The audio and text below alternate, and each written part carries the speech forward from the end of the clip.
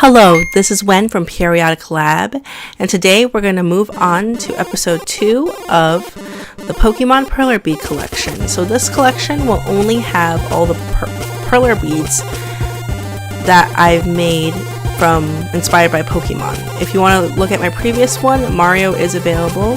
I generally put them on the fridge, not always. So let's get started. So here I have Pikachu, Ash, Jesse, and James, and these are the only ones that actually are about the same size and style as the Game Boy game. The rest of these are going to be more accurate to the cartoon style. Generally, when I make these, I have a rule that if I'm going to use Perler Beads, that they're going to be the actual pixel art, or originally meant to be in pixels. So I generally stick to 8-bit or game stuff. But I thought it was fun to have a collection that actually was coherent. And my other rule was I'm only going to stick with the original Pokemon because that's what I grew up with.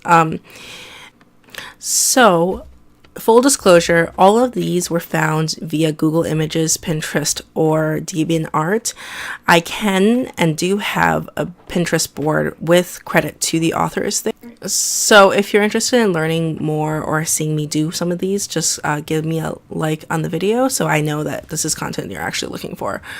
Now, a lot of these I actually just put a magnet on the back so they can go all on my fridge. Now, this one actually dropped from the fridge because I didn't glue it properly and my dog got to it, so that's great. A lot of the patterns I've actually found online I had to adjust for some of the colors, and a lot of them I don't know if I like how the colors turned out. So I might be redoing a lot of these, and obviously I don't have the full evolution. Like the Bulbasaur is really... ugh. Anyways, and that actually is an iron burn right there. So there's a lot of little tinkering with Perler Bead. It's super easy and it doesn't take very long. Comment down below on which ones for Pokemons that you would like to see, which one I haven't made that you would like to see, and I can give you links to where I found these. So that's what I have for Perler Beads for Pokemon thus far. I also have a video on Mario, and we'll be putting out one of just other video games and pop culture stuff that I like that also happen to be in 8-bit.